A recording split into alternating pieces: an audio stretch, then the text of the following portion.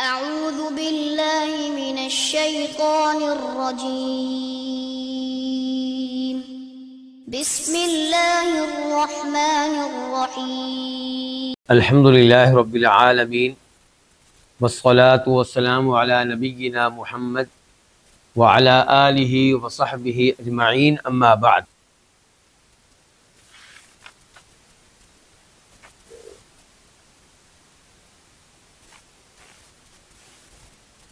آج ہم ہیں العقیدۃ الواسطیہ کے ساتھ، جو کہ امام ابن تیمیہ رحمہ اللہ کی عظیم الشان تالیف ہے، جس کا تعلق درست عقیدے سے ہے، جس کتاب میں وہ عقیدہ بیان کیا گیا ہے جو اہل السنہ والجماعہ کا ہے، اہل الحدیث کا ہے، سلف صالحین کا ہے، اور جس پہ آج کل کے سلفی لوگ گامزن ہیں۔ اس کتاب میں امام صاحب نے سب سے پہلے ارکان ایمان بیان کیے، پھر تفصیل کے ساتھ الایمان باللہ یعنی کہ رکن اول جو ہے اس کے اوپر گفتگو فرما رہے ہیں، اور وعدے کر رہے ہیں کہ اللہ پہ اگر آپ ایمان رکھتے ہیں تو پھر اللہ کے ناموں پہ اور اللہ کے ان صفات پہ بھی ایمان رکھیں جو قرآن و حدیث میں آئی ہیں۔ اس معاملے میں سب سے پہلے انہوں نے وہ آیات ذکر کی جن میں اللہ تعالیٰ کی صفات کا تذکرہ ہے، اور پھر آغاز کیا ان احادیث کا جن میں اللہ تعالیٰ کی صفات کا تذکرہ ہے۔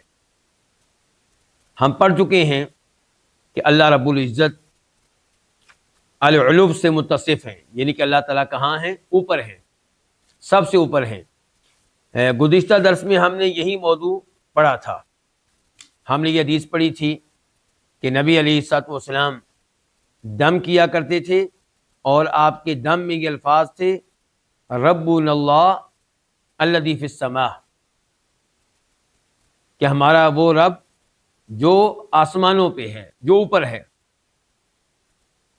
اور یہ بھی گفتگو ہوئی تھی کہ اسے ربنا بھی پڑھ سکتے ہیں، یا پڑھیں گے ربنا اللہ الذی فی السماء یا ربنا اللہ الذی فی السماء۔ اور اس کے بعد ہم نے یہ حدیث پڑھی تھی الا تأمنونی وانا امین من فی السماء، کہ نبی علیہ الصلوۃ والسلام نے کہا تھا کہ کیا تم میرے اوپر اعتماد نہیں کرتے؟ کیا تم مجھے امین نہیں جانتے؟ کیا تم مجھے امانت دار نہیں سمجھتے؟ جب کہ میرے اوپر اعتماد کیا ہے، مجھے امین جانا ہے، مجھے دیانتدار جانا ہے، کس نے؟ اس نے جو آسمانوں پہ ہے۔ تو کیا پتا چلا کہ اللہ کہاں ہے؟ آسمانوں پہ ہے، اللہ تعالیٰ اوپر ہے۔ پھر ہم نے یہ حدیث پڑھی کہ واللہ فوق العرش، اللہ تعالیٰ عرش کے اوپر ہیں، ابو داؤد شریف کی حدیث ہے۔ اور پھر ہم نے وہ حدیث پڑھی جس میں تذکرہ آتا ہے لونڈی کا، کہ ایک لونڈی کو ایک صحابی آزاد کرنا چاہ رہے تھے، تو آپ علیہ الصلوۃ والسلام نے فرمایا کہ اسے میرے پاس لے کر آؤ۔ تو آپ نے اس سے پوچھا کہ اللہ کہاں ہے؟ لونڈی نے کہا فی السماء، اللہ تعالیٰ اوپر ہیں۔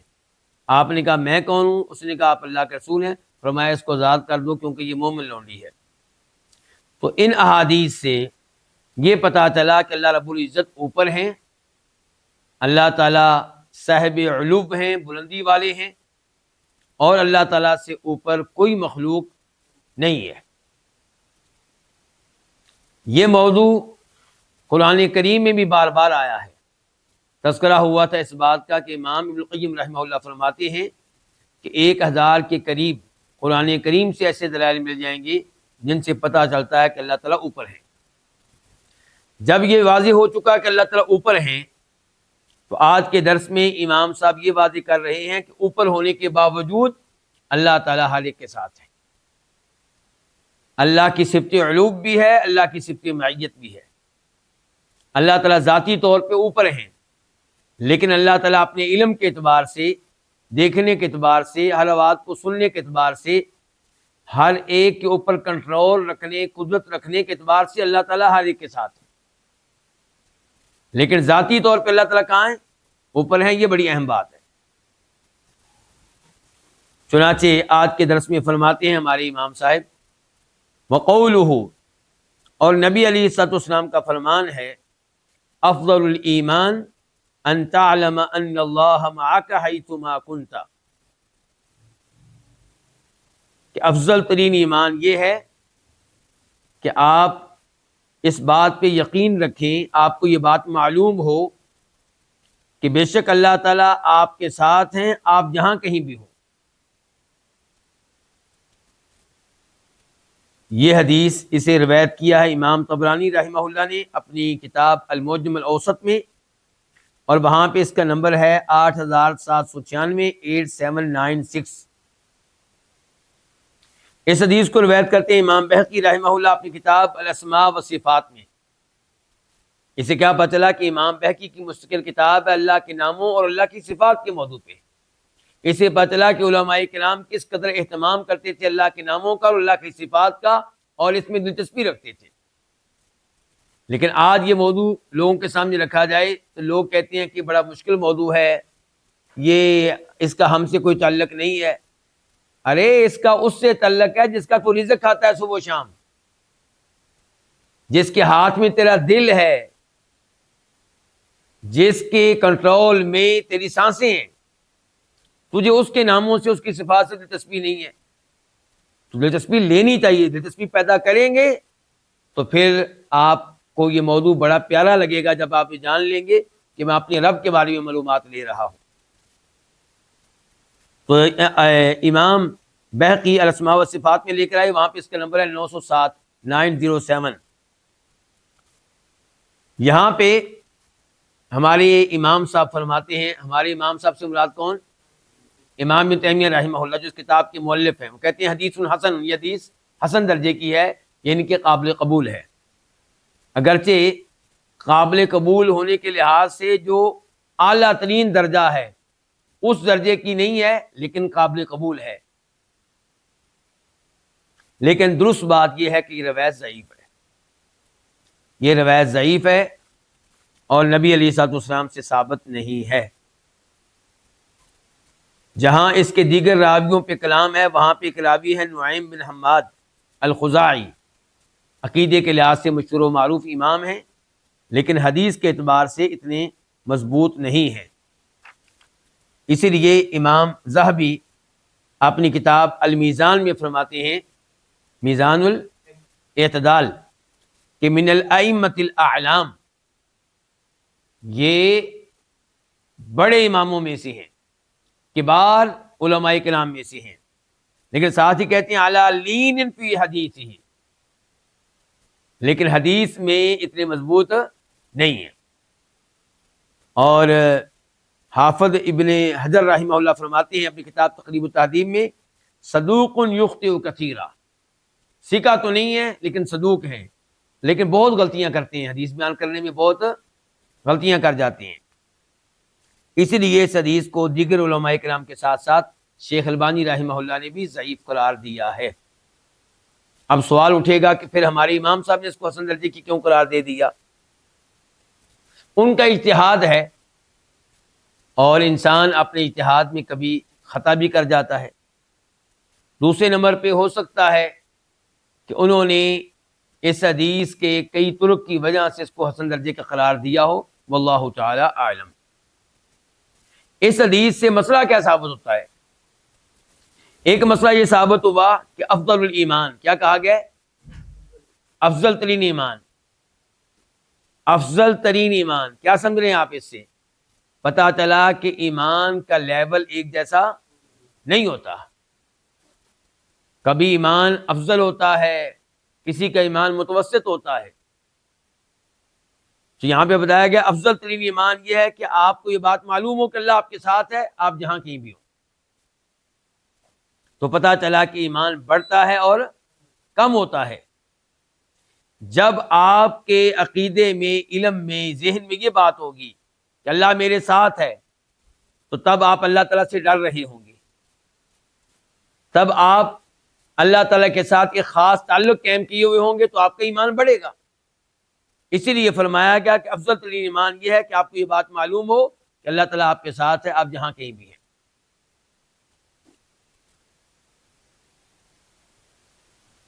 اس حدیث سے مقام احسان کا بھی پتہ چلتا ہے۔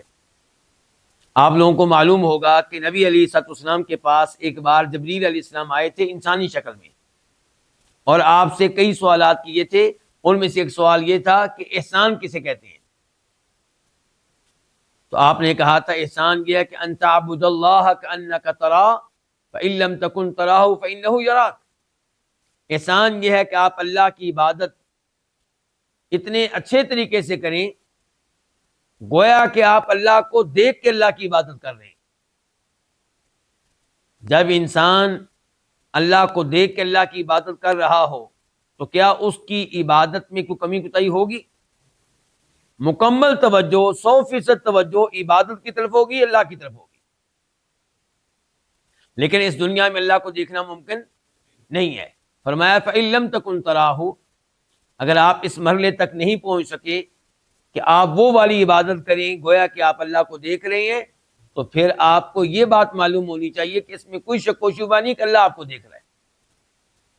تو جب آپ یہ سوچ کے اللہ کی عبادت کریں گے کہ اللہ آپ کو دیکھ رہا ہے تو پھر آپ کی نماز میں کوئی کمی کوتاہی نہیں ہوگی، بہترین سجدہ ہوگا، بہترین رکوع ہوگا، اور دو سجدوں کے درمیان آپ سکون سے بیٹھیں گے، جلدی نہیں کریں گے، رکوع کے بعد اسی طرح کھڑے ہوں گے، جلدی نہیں کریں گے، اور ہر رکن میں شاندار طریقے سے وہ دعائیں پڑھیں گے جو نبی علیہ الصلوۃ والسلام سے ثابت ہیں۔ آپ کا رفع الیدین بھی ٹھیک ہوگا، پاؤں رکھنے کا طریقہ بھی ٹھیک ہوگا، ایک ایک چیز ٹھیک ہوگی آپ کی۔ نماز میں آپ داڑھی سے نہیں کھیلیں گے، کپڑے سے نہیں کھیلیں گے، خارش نہیں کرتے رہیں گے۔ یہ کیا ہے؟ احسان۔ روزے کی طرف آ جائیں، وہاں پہ بھی یہی صورتحال ہوگی کہ جب احسان روزے میں نہیں ہوتا، جب ذہن میں یہ خیال نہیں ہوتا کہ میرا اللہ مجھے دیکھ رہا ہے، تو روزے میں آپ کی توجہ ادھر ہے کہ میں نے یہ 12 گھنٹے کیسے گزارنے، کیا کروں جی؟ چلو جی کوئی فلم دیکھتے ہیں، کیا کروں جی کوئی ڈرامہ دیکھتے ہیں، کیا کروں جی کرکٹ کا میچ دیکھتے ہیں، کیا کروں جی سارا دن سوئے رہتے ہیں، نمازیں آگے پیچھے ہو رہی ہیں۔ یہ کیا جی روزہ؟ کیا روزہ اس طرح ہوتا ہے؟ جب احسان ہوگا، جب یہ احساس ہوگا کہ اللہ مجھے دیکھ رہا ہے، پھر آپ روزے میں خوب محنت کریں گے، روزہ رکھنے کے باوجود بہترین نمازیں، روزہ رکھنے کے باوجود بہترین قسم کی تلاوت، روزہ رکھنے کے باوجود بہترین قسم کے اذکار۔ تو اس احسان کا تذکرہ اس حدیث میں بھی ہے کہ افضل الایمانی، بہترین ایمان یہ ہے، افضل ترین ایمان یہ ہے کہ انت علم، آپ کے علم میں یہ بات ہو، آپ کے ذہن میں یہ بات ہو کہ ان اللہ معک، کہ بے شک اللہ تعالیٰ تیرے ساتھ ہے، حیث ما کنت، تو جہاں کہیں بھی ہے۔ ہمارے امام صاحب اس حدیث کو یہاں پہ کیوں لے کر آئے؟ ثابت کرنے کے لیے اللہ تعالیٰ کی معیت۔ اور یہ حدیث اگرچہ ضعیف ہے لیکن اللہ تعالیٰ کی معیت کا ثبوت تو ہمیں قرآن سے بھی ملتا ہے۔ وَهُوَ مَعَكُمْ أَيْنَمَا كُنْتُمْ، اللہ تعالیٰ تمہارے ساتھ ہے تم جہاں کہیں بھی ہو۔ اور یعنی کہ جس آیت میں یہ کہا گیا کہ اللہ تمہارے ساتھ ہے تم جہاں کہیں بھی ہو، وہاں پہ بھی پہلے تذکرہ کیا گیا اللہ تعالیٰ کے علو کا، هُوَ الَّذِي خَلَقَ السَّمَاوَاتِ وَالْأَرْضَ فِي سِتَّةِ أَيَّامٍ، یعنی کہ وہاں پہ بھی پہلے اللہ تعالیٰ کے علو کا تذکرہ آیا ہے، اور ساتھ ہی تذکرہ آیا کہ اللہ تمہارے ساتھ ہے۔ ان کے اوپر ہونے کے باوجود اللہ تمہارے ساتھ ہے۔ یہ نہ سمجھنا کہ اللہ تعالیٰ اوپر ہے اور اللہ تعالیٰ کو ہمارے بارے میں کوئی علم نہیں ہے، اللہ ہماری آواز نہیں سنتا، ہم جو چاہیں سو کریں کیونکہ اللہ تو اوپر ہے۔ تو عقیدہ پھر یہ واضح ہوا کہ اللہ سب سے اوپر ہونے کے باوجود علم کے لحاظ سے آپ کے سب سے قریب ہے، آپ کی ایک ایک بات کو سننے کے لحاظ سے آپ کے سب سے قریب ہے، آپ کی ایک ایک حرکت کو نوٹ کرنے کے لحاظ سے آپ کے سب سے قریب ہے۔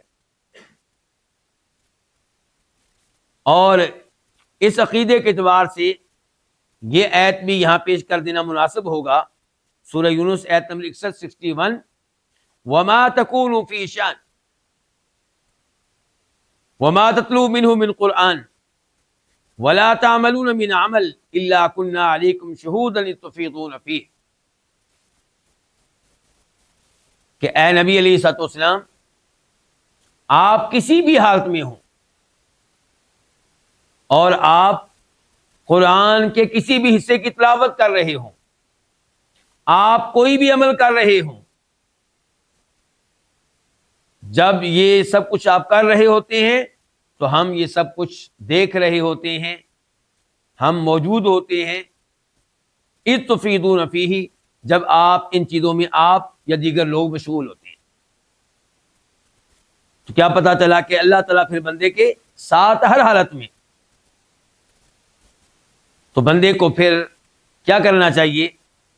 گناہ کرتے ہوئے شرم آنی چاہیے کہ اللہ مجھے دیکھ رہا ہے۔ بدکاری کرتے ہوئے، کسی غیر لڑکی سے گفتگو کرتے ہوئے، کسی غیر لڑکی کے ساتھ تنہائی میں بیٹھتے ہوئے، شراب کو ہاتھ لگاتے ہوئے، اس قسم کے تمام گناہ کرتے ہوئے انسان کو اللہ سے ڈرنا چاہیے اور شرم کرنی چاہیے کہ اللہ مجھے دیکھ رہا ہے۔ اور جب اللہ نے حکم دیا ہو کہ اب نماز پڑھو اور آپ بستر پہ لیٹے ہوئے ہوں، نماز کے لیے حرکت نہ کریں، تو شرم کرنی چاہیے اور ڈرنا چاہیے کہ اللہ تعالیٰ آپ کو دیکھ رہا ہے اور نماز کا وقت ہو چکا ہے، اللہ نے آپ کے اوپر نماز واجب اور فرض کی تھی اور آپ آرام سے لیٹے ہوئے ہیں۔ تو یہ عقیدہ کہ اللہ تعالیٰ آپ کے ساتھ ہے، یہ آپ کی مدد کرتا ہے گناہوں سے بچنے کے معاملے میں، یہ آپ کی مدد کرتا ہے نیکیاں کرنے کے معاملے میں۔ اب ہم بڑھتے ہیں، اور یہ حدیث ابھی ہم پڑھ کر فارغ ہوئے، اس کے راوی ہیں عبادہ بن صامت رضی اللہ تعالی عنہ۔ اب ہم دوسری حدیث کی طرف آتے ہیں۔ ہمارے امام صاحب کہتے ہیں وقولہ، اور نبی علیہ الصلوۃ والسلام کا فرمان ہے کہ اذا قام احدکم الی الصلاۃ، جب تم میں سے کوئی اٹھے نماز کے لیے، کھڑا ہو نماز کے لیے، فلا یبصقن قبل وجہہ، تو وہ اپنے چہرے کے سامنے، اپنے آگے ہرگز نہ تھوکے۔ نماز کے دوران تھوکنے کی ضرورت پیش آ جائے تو اپنے سامنے بالکل نہ تھوکے۔ ولا عن یمینہ، اور نہ ہی اپنی دائیں جانب تھوکے۔ فإن اللہ قبل وجہہ، کیوں نہ تھوکے اپنے سامنے؟ کیونکہ اللہ تعالیٰ اس کے چہرے کے سامنے ہوتا ہے۔ کس کے چہرے کے سامنے؟ نمازی کے چہرے کے سامنے۔ ولکن عن یسارہ، لیکن تھوکنا ہو تو تھوکے اپنی بائیں جانب، او تحت قدمہ، یا اپنے پاؤں کے نیچے۔ اس حدیث کو روایت کیا امام بخاری نے بھی اور امام مسلم نے بھی، اور یہ حدیث بخاری شریف میں بار بار آئی ہے اور کئی صحابہ کرام سے مروی ہے۔ تو ظاہر ہے کہ الفاظ میں فرق ہوگا ایک راوی سے دوسرے راوی کے الفاظ میں۔ میں ایک دو مقام آپ کے سامنے رکھ دیتا ہوں۔ بخاری شریف میں حدیث نمبر 405 405،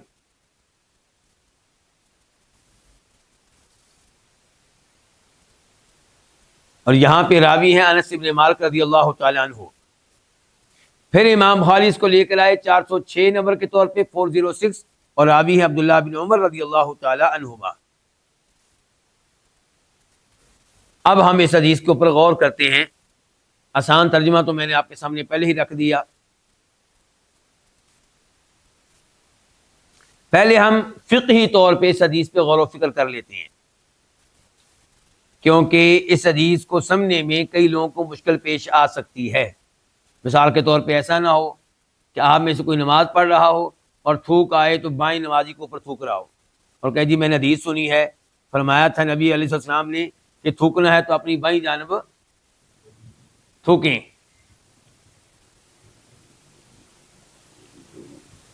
اور اگر بائیں جانب کوئی نمازی نہ بھی کھڑا ہو تو وہ مساجد جن میں قالین بچھ چکے، ان میں اکیلا نماز پڑھ رہا ہے اور ساتھ ساتھ بائیں جانب تھوک رہا ہے، تو تب بھی مسائل کھڑے ہوں گے۔ اس لحاظ سے اس حدیث کے اوپر ذرا غور و فکر ہو جائے کہ آپ علیہ السلام فرما رہے ہیں کہ جب کوئی نماز پڑھ رہا ہو اور اس کی مجبوری بن جائے تھوکنا، تھوکے بغیر وہ نہیں رہ سکتا، اگر نہیں تھوکے گا تو اس کی توجہ تھوک کی طرف رہے گی، نماز کی طرف نہیں رہے گی۔ اب کیا کرنا چاہیے اس کو؟ وہ اپنا تھوک اپنے منہ سے باہر نکالے، کوئی حرج نہیں ہے اس میں، لیکن سوال یہ ہے کہ کدھر تھوکے، کیسے تھوکے۔ تو اس پہ حدیث میں بتا دیا گیا کہ اپنے سامنے تو نہ تھوکے، کیونکہ نمازی جب نماز پڑھتا ہے تو اللہ رب العزت اس کے سامنے ہوتے ہیں۔ دائیں جانب بھی نہ تھوکے۔ دائیں جانب کیوں نہ تھوکے؟ کیونکہ ایک حدیث میں فرماتے ہیں نبی علیہ السلام فَإِنَّ عَنْ يَمِينِهِ مَلَكًا، کیونکہ اس کی دائیں جانب ایک فرشتہ ہوتا ہے۔ تو سامنے نہیں تھوکے گا، سامنے کون؟ اللہ رب العزت۔ دائیں جانب نہیں تھوکے گا، دائیں جانب کون؟ فرشتہ۔ اس کو کہتے ہیں ایمان۔ نہ ہم نے اللہ رب العزت کو دیکھا، نہ ہم نے فرشتے کو دیکھا، لیکن ہمارا 100% ایمان ہے اس بات پہ کہ اللہ ہمارے سامنے ہوتا ہے نماز کے دوران، اور 100% ایمان ہے کہ فرشتہ ہماری دائیں جانب ہوتا ہے نماز کے دوران۔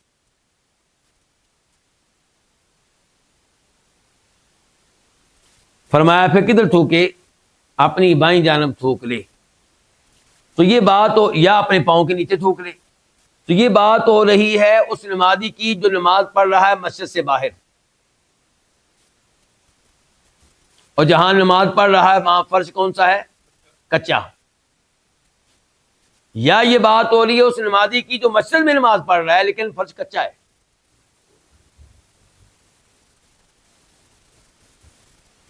کچا فرش ہے، تھوکنا اس کی مجبوری ہے، تو شریعت یہ نہیں کہتی کہ تم اپنے تھوک کو اپنے منہ میں رکھو۔ شریعت انسان کو تنگ نہیں کرتی، بلکہ شریعت تو رحمت پہ مبنی ہے، آسانیاں پیدا کرتی ہے۔ تو کہا گیا ہے کہ تم تھوک سکتے ہو لیکن اپنے پاؤں کے نیچے یا اپنی بائیں جانب۔ بائیں جانب تھوکے گا 1 منٹ کے بعد 1.5 منٹ کے بعد تھوک کیا ہو جائے گا؟ خشک ہو جائے گا۔ پاؤں کے نیچے تھوک لے تو انشاءاللہ اس میں بھی کوئی حرج نہیں ہے۔ اور تھوک کیا ہوتا ہے جی؟ پلید ہوتا ہے کہ پاک ہوتا ہے؟ پاک ہوتا ہے۔ اگر یہ پلید ہوتا تو کبھی بھی نبی علیہ الصلوۃ والسلام پاؤں کے نیچے اور بائیں جانب تھوکنے کا حکم نہ دیتے جبکہ وہ مسجد میں ہے۔ تو اس سے یہ بھی پتا چلا کہ تھوک کیا ہے؟ یہ پاک ہے۔ اور پھر یہ حکم معلوم ہو گیا کہ تھوکنا کدھر ہے؟ اپنی بائیں جانب یا پاؤں کے نیچے۔ آج کل کے نمازی کیا کرے؟ اب سوال یہ ہے، کیونکہ آج کل وہ فرش کیا ہوگا؟ پکا ہوگا یا کارپیٹ بچھا ہوگا۔ تو نبی علیہ الصلوۃ والسلام اسی حدیث میں فرماتے ہیں، اسی حدیث کی بات روایات میں یہ ہے کہ آپ نے وضاحت کی کہ کیا کرنا ہے۔ آپ نے کئی آپشن پیش کیے۔ ایک آپشن آپ نے یہ بھی پیش کیا کہ آپ نے کہا کہ اپنے کپڑے کی ایک جانب میں تھوک لیں۔ اس زمانے میں ٹیشو پیپر، ٹیشوز نہیں ہوتے تھے، تو کیا آپ نے رومال لیا اور رومال کا ایک کنارہ لیا، آپ نے کنارہ، اس کنارے میں آپ نے تھوک کر دکھایا، لعاب اپنا بابرکت لعاب، پاک لعاب تھوکا آپ نے، اور پھر کپڑے کو ایسے کر دیا، بند کر دیا سائڈ پہ۔ اب کیا ہوگا؟ اب آپ کی تھوک سے کسی کو تکلیف نہیں پہنچے گی، آپ کے لعاب سے کسی کو تکلیف نہیں پہنچے گی۔ جہاں تک کپڑے کا تعلق ہے تو وہ تھوڑی دیر کے بعد خشک ہو جائے گا، اور کوئی پلیت چیز تو ہے نہیں۔ اور فرض کریں کہ بلغم ہے، کوئی اور چیز ہے، تو اس کو گھر میں جا کے آپ دھو لیں، اس کو بعد میں آپ کیا کر لیں؟ دھو لیں۔ اور آج کل کے زمانے میں پھر وہی بات ہے کہ ٹیشو وغیرہ ہر ایک کے پاس ہیں، تو ٹیشو استعمال کیا جا سکتا ہے۔ لیکن اس حدیث کی روشنی میں ٹیشو استعمال کرنے کے بعد آپ کیا کریں؟ اس کو اپنی بائیں جیب میں ڈال لیں۔ کون سی جیب میں ڈال لیں؟ بائیں جیب میں ڈال لیں۔ یعنی کہ کوشش کریں کہ اس کو آپ اپنے سامنے نہ پھینکیں، اپنی دائیں جانب اس کو نہ رکھیں، اس کو اپنی بائیں جانب آپ رکھ لیں یا اپنی بائیں جانب کی جیب میں ڈال لیں۔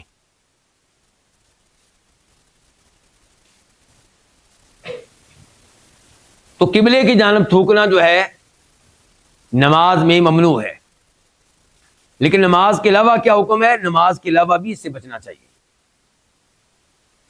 اس حدیث کے مسائل میں سے یہ مسئلہ بھی معلوم ہوا کہ اللہ تعالیٰ کا بھی ادب کرنا چاہیے، قبلے کا بھی ادب کرنا چاہیے۔ یہ اللہ تعالیٰ کی توہین ہے، اللہ کی گستاخی ہے، یہ اللہ کی بے ادبی ہے کہ آپ نماز پڑھ رہے ہیں اور خالق آپ کے سامنے ہے، آپ کی رب کی سرگوشیاں ہو رہی ہیں، اور اس دوران آپ تھوکتے ہیں سامنے کی طرف، یہ اللہ کی توہین ہے، تو اس سے بچا جائے اور اس معاملے میں کسی قسم کی غفلت کا مظاہرہ نہ کیا جائے، بلکہ نبی علیہ الصلوۃ والسلام ایک حدیث میں فرماتے ہیں، مسلم شریف میں ہے 3008 آپ نے کہا ایکم یحب ان یعرض اللہ عنہ، تم میں سے کون یہ پسند کرتا ہے کہ اللہ تعالیٰ اس سے اعراض کر لے؟ صحابہ کرام کہتے ہیں یہ لفظ سن کے ہم تو ڈر گئے۔ آپ نے پھر پوچھا تم میں سے کون یہ چاہے گا کہ اللہ تعالیٰ اس سے اعراض کر لے؟ صحابہ کرام کہتے ہیں ہم پھر ڈر گئے۔ پھر آپ نے کہا تم میں سے کون یہ چاہتا ہے کہ اللہ تعالیٰ اس سے اعراض کر لے؟ تو پھر آپ نے مسئلہ واضح کیا کہ دوران نماز اللہ تعالیٰ نمازی کے سامنے ہوتا ہے، جب کوئی تھوکے گا تو اللہ تعالیٰ اس سے اعراض کر لے گا۔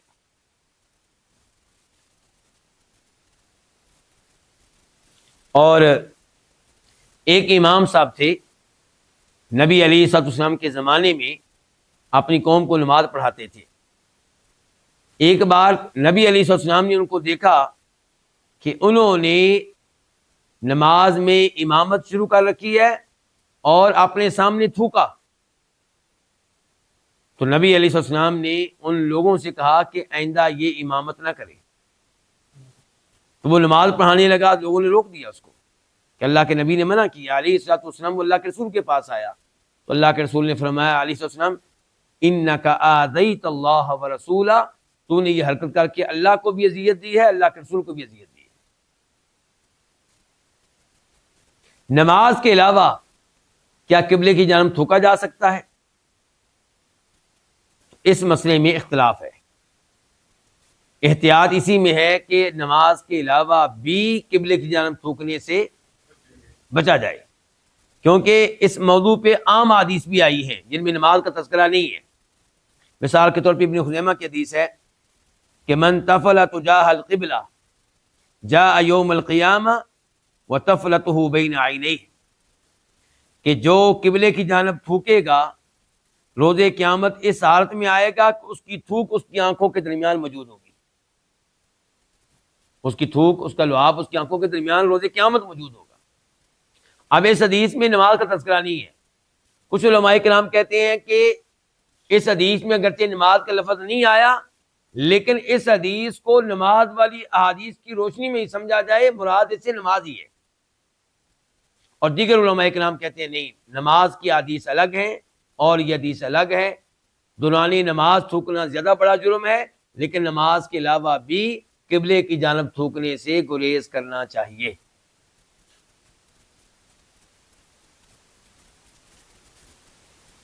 اب ہم آتے ہیں اس حدیث کی طرف اس لحاظ سے کہ اس میں اللہ رب العزت کی ایک صفت کا تذکرہ آیا ہے کہ اذا قام احدکم الی الصلاۃ، جب تم میں سے کوئی نماز کے لیے کھڑا ہو، فلا یبصقن قبل وجہہ، تو ہرگز نہ تھوکے اپنے چہرے کے سامنے، ان کے اپنے سامنے، اور نہ اپنی دائیں جانب۔ کیوں؟ فإن اللہ قبل وجہہ، کیونکہ اللہ تعالیٰ اس کے چہرے کے سامنے ہوتا ہے، اس کے چہرے کی جانب ہوتا ہے، اس کے سامنے ہوتا ہے۔ اس سے ایک تو یہ پتا چلا کہ اللہ تعالیٰ کی کئی صفات اختیاریہ ہیں،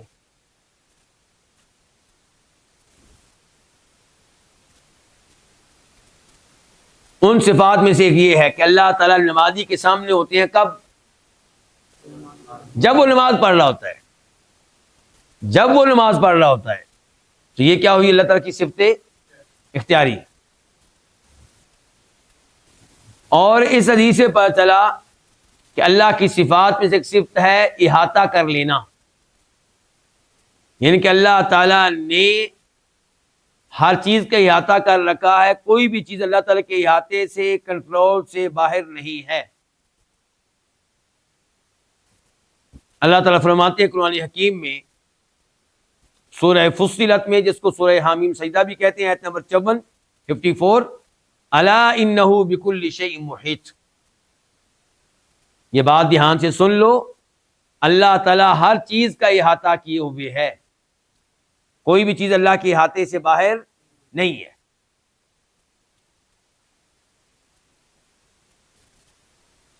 اس حدیث میں یہ کہا گیا کہ اللہ تعالیٰ نمازی کے چہرے کی جانب ہوتا ہے، ان کے نمازی کے سامنے ہوتا ہے۔ حافظ ابن حجر رحمہ اللہ فرماتے ہیں اس حدیث میں تردید ہے ان لوگوں کی جو یہ خیال کرتے ہیں کہ اللہ تعالیٰ ذاتی طور پر عرش کے اوپر ہے۔ حافظ ابن حجر رحمہ اللہ کیا کہہ رہے ہیں؟ اس حدیث میں تردید ہے ان لوگوں کی جو یہ سمجھتے ہیں کہ اللہ تعالیٰ عرش کے اوپر ذاتی طور پہ ہے، کیونکہ اس حدیث میں کیا کہہ دیا گیا کہ اللہ تعالیٰ نمازی کے سامنے ہوتا ہے۔ اس کا مطلب یہ ہے کہ اللہ تعالیٰ عرش کے اوپر پھر ذاتی طور پہ نہیں ہوتا۔ یہ کون کہہ رہے ہیں؟ حافظ ابن حجر رحمہ اللہ، جنہوں نے فتح الباری جیسی عظیم کتاب لکھی ہے، لیکن ان کے یہ الفاظ ہم ان کے ساتھ نہیں ہیں، ان کے یہ الفاظ درست نہیں ہیں۔ تو صحیح بات کیا ہے کہ اللہ تعالیٰ عرش کے اوپر ہے اور ذاتی طور پہ اللہ تعالیٰ عرش کے اوپر ہے۔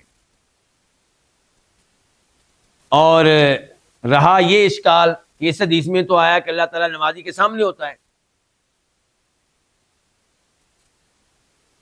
اس اشکال کی وجہ سے کئی لوگ غلط کا شکار ہو گئے۔ تو ہم نے کہا پھر اس حدیث کا کیا کرو گے؟ فإن اللہ قبل وجہہ، کہ اللہ تعالیٰ نمازی کے چہرے کے سامنے ہوتا ہے۔ کہتے ہیں اس کا مطلب ہوگا کہ اللہ کی رحمت، یعنی کہ جب نمازی نماز پڑھتا ہے تو اللہ کی رحمت اس کے سامنے ہوتی ہے، جبکہ حدیث میں رحمت کا تذکرہ نہیں ہے۔ حدیث میں یہ ہے کہ اللہ تعالیٰ، اس لیے تو اس مسئلے میں اتنی سختی کی گئی ہے۔ اگر اللہ کی رحمت مراد ہو تو اللہ کی رحمت ضروری نہیں کہ انسان کے سامنے ہو، کبھی دائیں بھی ہو سکتی ہے، کبھی بائیں بھی ہو سکتی ہے، پھر تو کسی بھی سائڈ پہ تھوکنا ممنوع ہونا چاہیے۔ لیکن یہاں پہ مراد کیا؟ اللہ تعالیٰ کی ذات، خود اللہ رب العزت۔ تو پھر ان دو عقیدوں کو کیسے اکٹھا کریں گے ہم؟ قرآن کریم کی بہت سی آیات میں یقیناً یہ عقیدہ آیا کہ اللہ تعالیٰ عرش کے اوپر ہے، الرحمن علی العرش استویٰ، اور یہاں پہ آ گیا صحیح حدیث ہے، بخاری کی حدیث ہے کہ اللہ تعالیٰ نمازی کے چہرے کی جانب ہوتا ہے، نمازی کے سامنے ہوتا ہے۔ ان دو عقیدوں کو کیسے لے کر چلیں گے؟ پہلے نمبر پہ ہمارا موقف یہ ہوگا کہ جب اللہ کے رسول نے دونوں عقیدے بیان کر دیے تو اس پہ اعتراض کیوں؟ یہ آپ کے نزدیک ناممکن کیوں؟ یہ آپ کے نزدیک عجیب و غریب کیوں؟ دوسرے نمبر پہ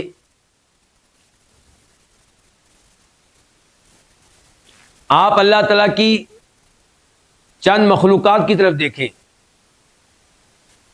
سورج صبح جب ہم نکلتے ہیں وہ ہمارے سامنے بھی ہوتا ہے اور ہمارے اوپر بھی ہوتا ہے، ایسے ہی ہے جی۔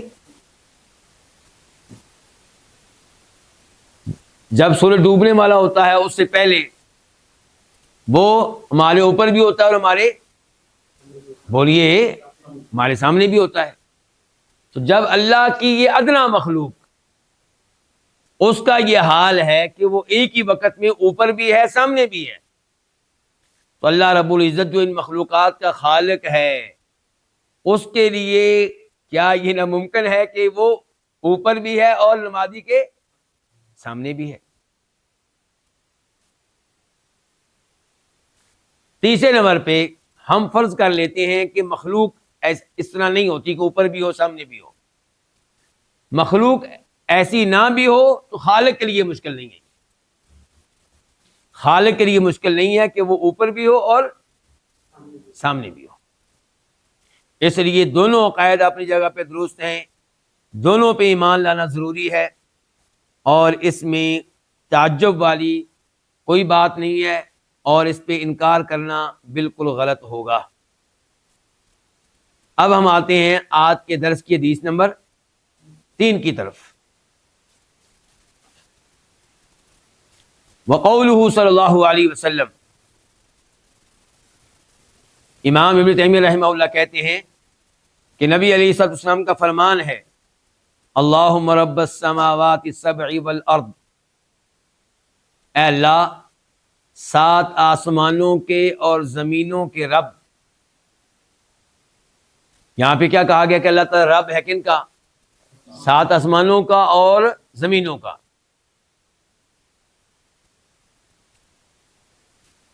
اس سے ایک تو پتہ چلا کہ آسمان کتنے ہیں؟ 7 ہیں. اور زمینیں بھی کتنی ہیں؟ 7 ہیں. لیکن سب کا رب ایک ہی ہے. اور رب کس کو کہتے ہیں؟ یہ سوال ہے. جو خالق بھی ہو اور مالک بھی ہو اور اس چیز کے سارے امور کی تدبیر کرنے والا بھی ہو. تو اللہ تعالیٰ ہی 7 آسمانوں اور زمینوں کا مالک ہے اور وہی ان کے امور کی تدبیر کر رہا ہے. ان اللہ یمسک السماوات والارض ان تزولا ولئن زالتا ان امسکہما من احد من بعدہ. کہ اللہ تعالیٰ آسمانوں اور زمینوں کو گرنے سے روکے ہوئے ہے، اور اگر اللہ تعالیٰ ان کو گرنے سے نہ روکے تو پھر کوئی بھی ان کو گرنے سے، فنا ہونے سے، ختم ہونے سے روک نہیں سکتا. تو یہاں پہ دعا ہے یہ. بلکہ اس دعا کے اوپر مزید وضاحت کرنے سے پہلے یہ بتا دوں کہ ایک روایت میں یہ آیا کہ سیدہ فاطمہ رضی اللہ تعالیٰ عنہا نبی علیہ الصلوۃ والسلام کے پاس آئیں اور چاہتی تھی کہ اللہ کے نبی علیہ الصلوۃ والسلام ان کو کوئی خادم دے دیں، کوئی غلام، کوئی لونڈی دے دیں جو سیدہ فاطمہ کے کام سنبھال لے، ان کی خدمت کر دیا کرے، کیونکہ ان کے ہاتھوں میں نشان پڑ چکے ہیں آٹا بنانے کی وجہ سے، گندم پیسنے کی وجہ سے.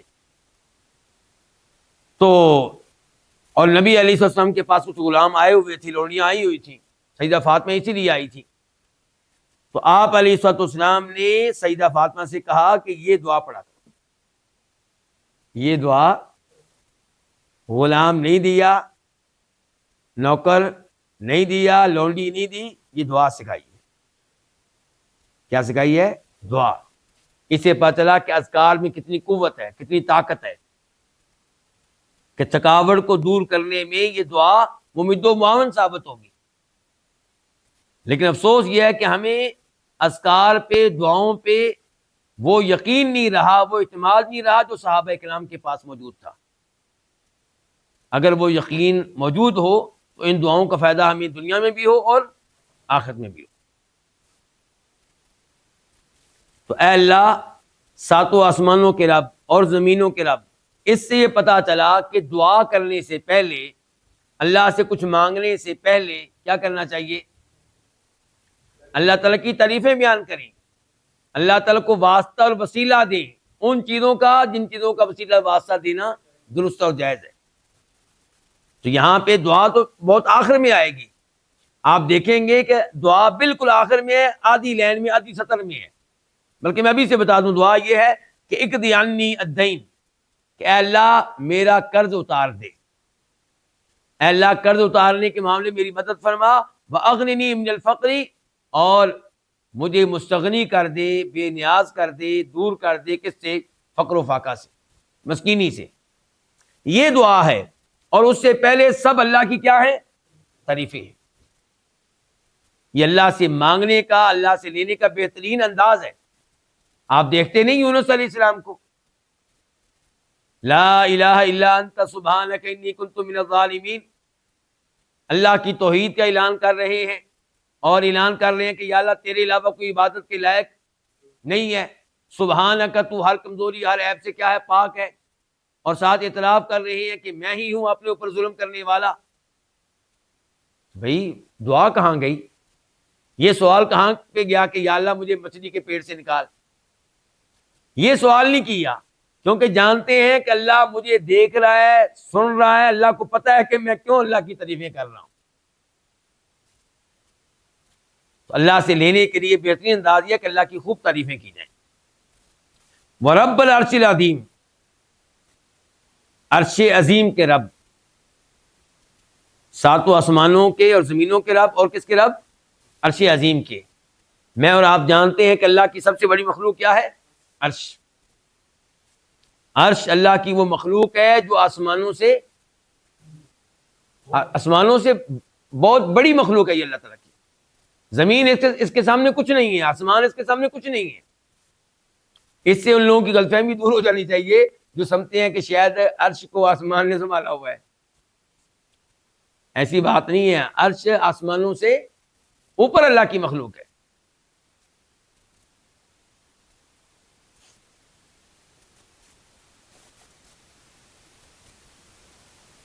آسمان و زمین کی تو صورتحال یہ ہے کہ اللہ کی کرسی آسمان و زمین سے زیادہ کشادہ اور وسعت رکھتی ہے، اللہ کی کرسی، جبکہ یہ کرسی عرش کے سامنے کچھ بھی نہیں ہے۔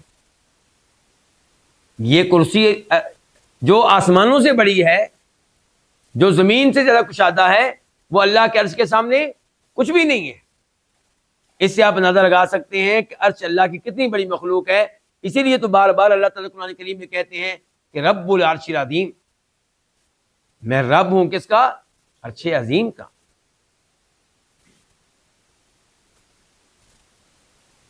ربنا، اے ہمارے رب، ورب کل شیء، اور ہر چیز کے رب، یعنی کہ اللہ صرف ساتوں آسمانوں کا رب نہیں ہے، ساتوں زمینوں کا رب نہیں ہے، صرف عرش عظیم کا رب نہیں ہے، اللہ ہم سب کا رب ہے، تمام انسانوں کا رب ہے، بلکہ اللہ ایک ایک چیز کا رب ہے۔ کوئی ایسی چیز نہیں جس کا رب اللہ نہ ہو۔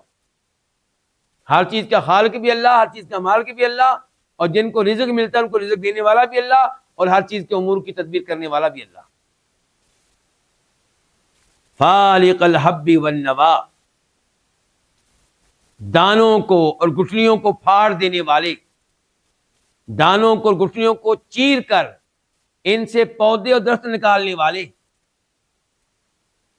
دانا پھڑتا ہے تو اس سے پودا کون نکالتا ہے؟ یہ اگر ہم سوچیں تو بہت بڑی بات ہے۔ کسان نے بڑی محنت کی جی، ہم مانتے ہیں بڑی محنت کی، بہت پانی دیا جی، بہت ہل چلائے جی، بہت کچھ کیا، لیکن کیا کیا؟ دانے ڈال دیے اور بس۔ اب دانے کے اندر سے پودا نکالنے والا کون؟ اور پودا بھی ایسا جو زمین کو پھاڑ کر باہر نکلتا ہے۔ یہ قوت، یہ طاقت، یہ دینے والا کون ہے؟ یہ اللہ تعالیٰ ہے۔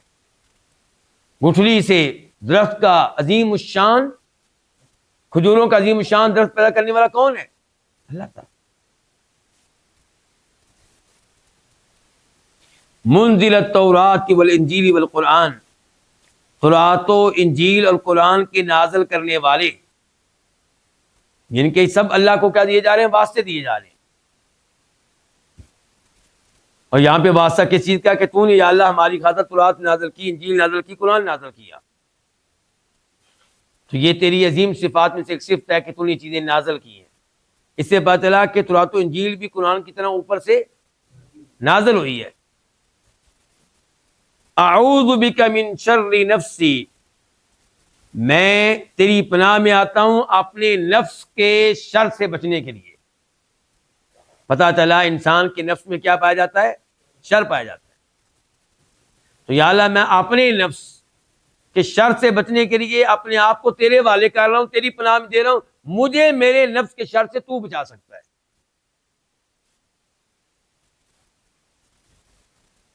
وَمِن شَرِّ كُلِّ دَابَّةٍ أَنْتَ آخِذٌ بِنَاصِيَتِهَا، اور اے اللہ میں تیری پناہ میں آتا ہوں، میں تجھ سے پناہ مانگتا ہوں ہر اس جاندار کے شر سے بچنے کے لیے جس کی پیشانی کو تو پکڑے ہوئے ہے، جس کی پیشانی کے بال تیرے ہاتھ میں ہیں۔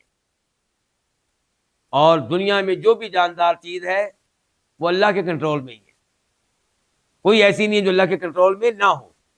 تو یہاں پہ کہا جا رہا ہے کہ یا اللہ ہر وہ جاندار جو تیرے کنٹرول میں ہے، جس کی پیشانی تیرے ہاتھ میں ہے، اس کے شر سے بچنے کے لیے میں اپنے آپ کو تیری پناہ میں دے رہا ہوں۔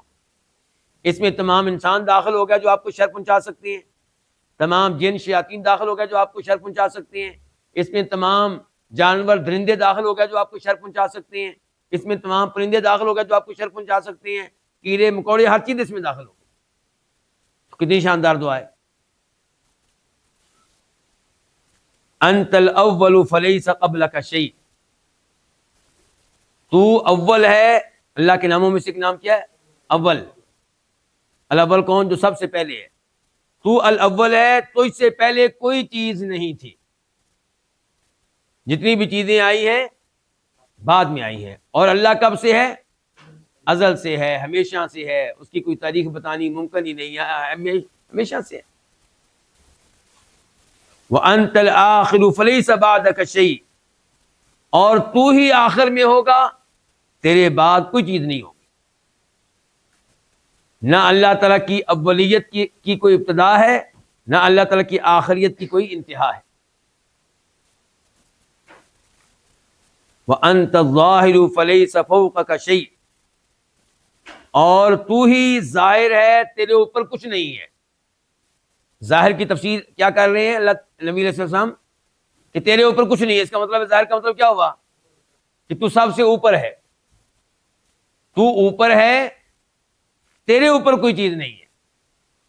اس لیے ہم کیا کہتے ہیں؟ ساری مخلوقات اللہ کے نیچے ہیں، اللہ سب سے اوپر ہے۔ اور ظاہر کے معنی میں سے ایک معنی اوپر ہوا کرتا ہے۔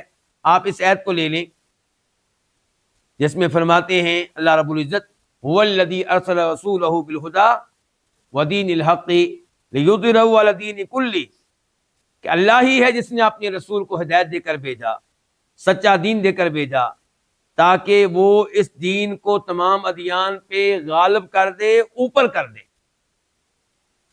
تو لیظہرہ کا معنی کیا؟ لیعلیہ، اوپر کر دے۔ تو یہاں پہ بھی یہی معنی وانت ظاہر، کہ تو اوپر ہے، فلیس، تو ہی اوپر ہے، فلیس فوقک شیء، تیرے اوپر کوئی چیز نہیں ہے۔ وانت الباطن فلیس دونک شیء، اور تو باطن ہے۔ کیا مراد؟ پوشیدہ ہے۔ پوشیدہ ہونے سے کیا مراد ہے؟ کہ تیری حقیقت کو صحیح معنوں میں کوئی بھی جان نہیں سکتا۔ فلیس دونک شیء، تو اس سے زیادہ پوشیدہ چیز کوئی نہیں ہے۔ اس کی اور بھی تفسیریں کی گئی ہیں، اور بھی معنی اس کے بتائے گئے ہیں۔ ان معنی میں سے ایک معنی میں نے آپ کے سامنے رکھ دیا ہے۔ اب خلاصہ کیا ہوا پھر؟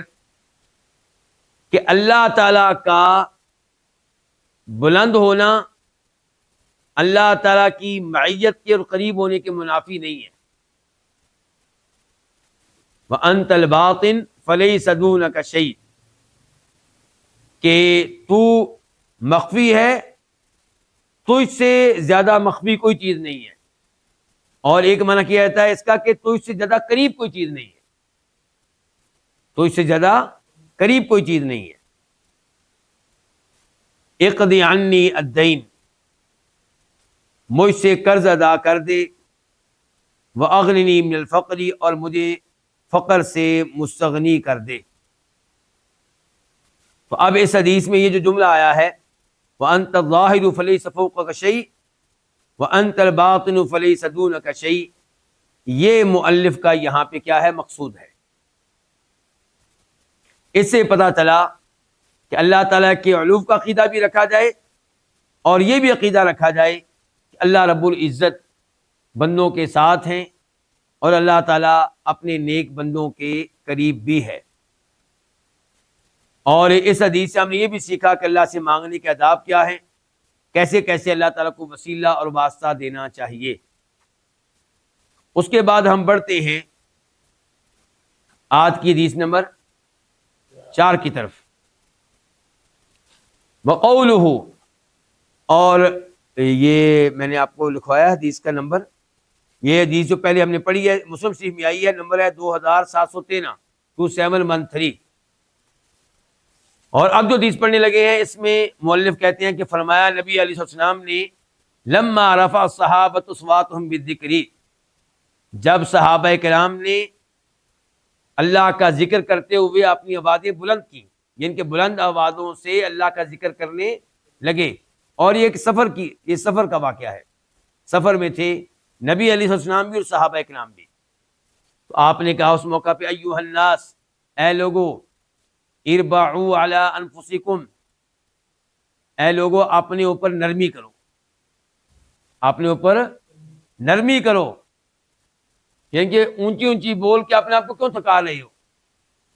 اپنے اوپر نرمی کرو، اپنے اوپر تخفیف کرو۔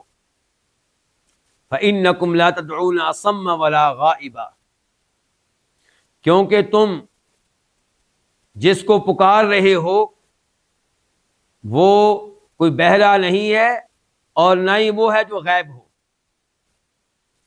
تم نہیں پکار رہے کسی بہرے کو یعنی کہ جو اونچا سنتا ہو، اور نہ ہی کسی ایسے کو جو غائب ہو. انما تدعون سمیعا بصیرا قریبا، تم صرف اور صرف اسے پکار رہے ہو جو ہر آواز کو سننے والا، جو ہر چیز کو خوب دیکھنے والا، اور جو بہت قریب ہے، جو بہت کیا ہے؟ قریب ہے. ان الذی تدعونہ، یقیناً جس کو تم پکار رہے ہو، اقرب الی احدکم من عنق راحلتہ، وہ تمہارے اتنا قریب ہے کہ تمہاری سواری کی گردن سے زیادہ تمہارے قریب ہے. تم اپنی سواری پہ بیٹھے ہوئے ہو نا، اپنی اونٹنی پہ بیٹھے ہوئے ہو، تو اونٹنی کی گردن تمہارے قریب ہے کہ دور ہے؟ بہت ہی قریب ہے. تو اللہ تعالیٰ اس سے کہیں زیادہ تمہارے قریب ہے. یہ حدیث پہلے چونکہ گزری ہے تو وہاں پہ شاید اس کا نمبر میں نے آپ کو لکھوایا ہوگا، وہاں سے میں اس کا نمبر آپ کو لکھوانا چاہوں گا.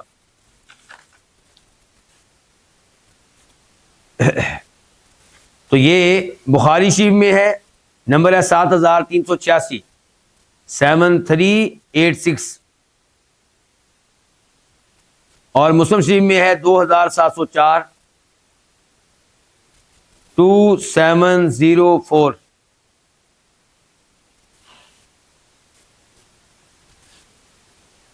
اس حدیث سے کیا پتہ چلا کہ اللہ تعالیٰ اپنے بندوں کے قریب ہے، اس لیے بہت زیادہ اونچی آواز سے اللہ کو پکارنے کی ضرورت نہیں ہے، کیونکہ اللہ تعالیٰ تو مخفی سے مخفی آواز کو بھی سنتے ہیں. اور یہ جو اللہ تعالیٰ کا قریب ہونا ہے، اللہ تعالیٰ کا قریب ہونا ہے، اس سے کیا مراد ہے؟ اس سے مراد علماء کرام نے لیا ہے کہ اللہ تعالیٰ قریب ہے، یعنی کہ ہر ایک کی آواز کو سنتا ہے، قریب ہے اللہ ہر ایک کو دیکھتا ہے، قریب ہے اللہ ہر ایک کے بارے میں علم رکھتا ہے، قریب ہے اللہ نے ہر ایک کا احاطہ کر رکھا ہے. اور یہ چیزیں اللہ تعالیٰ کے علو کے منافی نہیں ہیں. وہ اوپر ہونے کے باوجود بندوں کا احاطہ کیے ہوئے ہے، اوپر ہونے کے باوجود بندوں کے ساتھ ہے، اوپر ہونے کے باوجود ہر ایک کو دیکھ رہا ہے، اوپر ہونے کے باوجود ہر آواز کو سن رہا ہے، اوپر ہونے کے باوجود ہر ایک کے بارے میں کامل قسم کا علم رکھتا ہے. آخر میں قرب کے لحاظ سے یہ جو اللہ تعالیٰ کا قریب ہونا ہے، اس کے بارے میں میں امام ابن تیمیہ رحمہ اللہ کا عقیدہ آپ کے سامنے بیان کرنا چاہوں گا. امام ابن تیمیہ رحمہ اللہ کا یہ موقف ہے کہ قرب جو ہے، قریب ہونا، یہ اللہ تعالیٰ کی اتنی عظیم صفت ہے کہ یہ کافروں کے لیے نہیں ہے، یہ کافروں کے لیے نہیں ہے. کہتے ہیں جتنی بھی آیات آتی ہیں آپ قرب کے بارے میں ان کے اوپر غور کر لیں. آپ اسی حدیث کے اوپر غور کر لیں. یہاں پہ آپ کن کو خوشخبری دے رہے ہیں کہ اللہ تمہارے قریب ہے؟ جو مسلمان تھے، پکے مومن تھے اور اللہ کا ذکر کر رہے تھے. اور اس آیت کے اوپر غور کر لیں، وَإِذَا سَأَلَكَ عِبَادِي عَنِّي فَإِنِّي قَرِيب، جب آپ سے میرے بندے میرے بارے میں سوال کریں تو آپ ان کو بتا دیں کہ انی قریب، میں تو قریب ہوں. کیا ہر ایک کے قریب ہوں؟ اجیب دعوت الداعی اذا دعانی، جب پکارنے والا مجھے پکارتا ہے، دعا کرنے والا مجھ سے دعا کرتا ہے تو میں اس کی دعا کو سنتا ہوں، یعنی کہ قریب ہوتا ہوں. تو یہاں پہ اللہ کا قرب ہے، کس سے قرب ہے؟ داعی سے، دعا کرنے والے سے، جو اللہ سے مانگتا ہے، توحید کے اوپر ہے، شرک کے اوپر نہیں ہے، کفر کے اوپر نہیں ہے. البتہ کوئی یہ کہہ سکتا ہے کہ سورہ قاف میں اللہ تعالیٰ کہتے ہیں وَلَقَدْ خَلَقْنَا الْإِنسَانَ وَنَعْلَمُ مَا تُوَسْوِسُ بِهِ وَنَحْنُ أَقْرَبُ إِلَيْهِ مِنْ حَبْلِ الْوَرِيدِ. اس آیت میں مسلمان کا تذکرہ نہیں ہو رہا بلکہ انسان کا ہو رہا ہے کہ ہم نے انسان کو پیدا کیا. انسان کے لفظ میں مسلمان بھی داخل ہے، کافر بھی داخل ہے. اللہ تعالیٰ کہہ رہے ہیں ہم نے انسان کو پیدا کیا آگے، اور ہم جانتے ہیں جو ان وسوسوں کو جو انسان کے دل میں آتے ہیں، انسان کی سوچوں کو، خیالات کو، وسوسوں کو بھی ہم جانتے ہیں۔ وَنَحْنُ أَقْرَبُ إِلَيْهِ مِنْ حَبْلِ الْوَرِيدِ، اور ہم انسان کے قریب ہوتے ہیں اس کی شارک سے بھی زیادہ۔ اب یہاں پہ پھر کس کا قرب ہے؟ کون کس کے قریب ہے؟ آپ کو یوں لگے گا کہ جیسے یہاں پہ اللہ تعالیٰ قریب ہے ہر انسان کے، یعنی کہ مسلمان کے بھی اور کافر کے بھی، جبکہ پہلے میں ذکر کر چکا ہوں کہ ابن تیمیہ رحمہ اللہ کہتے ہیں قرب اللہ کی عظیم صفت ہے، وہ شاندار صفت ہے جو کافروں کے لیے نہیں ہے۔ اب آپ ان کے سامنے یہ آیت رکھیں گے تو آپ کو بتائیں گے کہ آپ یہاں پہ رک کیوں گئے ہیں؟ وہ کہیں گے وَنَحْنُ أَقْرَبُ إِلَيْهِ مِنْ حَبْلِ الْوَرِيدِ کے اوپر آپ رک کیوں گئے ہیں؟ آپ آگے بھی پڑھیں نا، تو کیا پڑھیں گے آپ آگے؟ کیا یہاں پہ اللہ کے مطلق قرب کا تذکرہ ہے، یا یہ تذکرہ کہ اللہ قریب ہوتا ہے اس وقت اذ یتذکر المتلقی، یعنی جی بتایا جا رہا ہے کہ اللہ تعالیٰ کہہ رہے ہیں ہم قریب ہوتے ہیں انسان کے جب دو لینے والے لیتے ہیں، یعنی کہ دو فرشتے، ایک دائیں جانب ایک، وہ انسان کے اعمال کو لیتے ہیں، اقوال کو، گفتگو کو نوٹ کرتے ہیں، اور اس کے دائیں بائیں جانب بیٹھے ہوتے ہیں۔ ما یلفظ من قول الا لدیہ رقیب عتید۔ تو آپ ابھی تک نہیں پہنچ سکے ہوں گے اس بات کی طرف جو ابن تیمیہ بیان کرنا چاہتے ہیں۔ وہ کہنا چاہتے ہیں کہ وَنَحْنُ أَقْرَبُ إِلَيْهِ، یہ جو کہا گیا نا کہ ہم انسان کے قریب ہوتے ہیں اس وقت جب دو لینے والے لیتے ہیں، اس سے مراد اللہ کا انسان کے قریب ہونا ہے ذاتی طور پہ نہیں، فرشتوں کے ذریعے۔ یہاں پہ اللہ کا قریب ہونا کون سا مراد ہے؟ فرشتوں کے ذریعے اللہ تعالیٰ کا انسان کے قریب ہونا، ان کے اللہ کے فرشتے قریب ہوتے ہیں،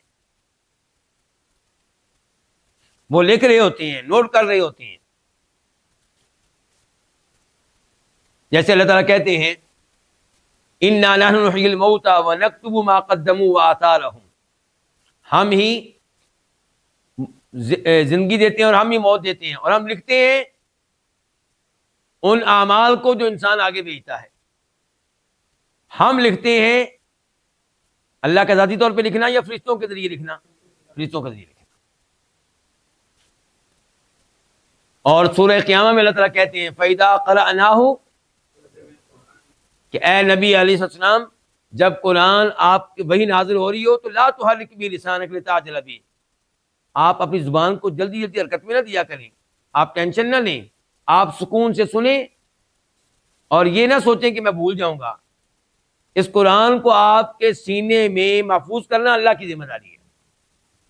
تو وہاں پہ کیا کہا فَإِذَا قَرَأْنَاهُ، جب ہم پڑھ لیں، فَاتَّبِعْ قُرْآنَ، تو اس کے بعد آپ اس قرآن کو پڑھیں اور اس کی پیروی کریں۔ ہم پڑھ لیں، کون مراد؟ جبریل علیہ السلام کا پڑھنا، یعنی کہ اللہ تعالیٰ کا پڑھنا جبریل علیہ السلام کے ذریعے، کیونکہ جبریل علیہ السلام اللہ کے حکم سے آ رہے ہوتے ہیں۔ یہ ایسے ہی ہے دنیاوی طور پہ، جیسے بادشاہ کہے کہ کل جو ہے ہم حملہ کرنے جا رہے ہیں اپنے دشمن ملک پہ، ہم حملہ کرنے جا رہے ہیں، کیا خود جائے گا بادشاہ؟ کیا مطلب ہے؟ ہماری فوج جائے گی۔ تو خلاصہ کلام یہ ہے کہ امام ابن تیمیہ رحمہ اللہ کا موقف یہ ہے، بار بار کہہ رہا ہوں یہ ان کا موقف ہے، اور میں تو ذاتی طور پر ان کے موقف پہ کافی مطمئن ہوں کہ قرب اللہ کی وہ صفت ہے جو کافروں کے لیے نہیں ہے، یہ اللہ کے خاص اور نیک بندوں کے لیے ہے۔ واللہ تعالی اعلم۔ اللہ رب العزت سے دعا ہے کہ اللہ تعالی ہمیں اپنی صفات کو صحیح معنوں میں سمجھنے کی توفیق عنایت فرمائے، اور ان صفات کے مطابق اپنا عقیدہ بنانے کی توفیق عنایت فرمائے، اور پھر ان صفات کے مطابق اپنے اعمال بنانے کی توفیق عنایت فرمائے۔ جب ہمیں احساس ہوگا کہ اللہ ہمارے ساتھ ہے تو پھر ہم نیکیاں کریں گے جوش خروش سے، جب احساس ہوگا کہ اللہ ہمارے ساتھ ہے تو پھر ایک ایک گناہ سے بچنے کی کوشش کریں گے، اور جب احساس ہوگا کہ اللہ نے ہمارا احاطہ کر رکھا ہے تو پھر بھی ہم گناہوں سے بچنے کی کوشش کریں گے۔ وصلی اللہ تعالی علی نبینا محمد وعلی آلہ وصحبہ اجمعین۔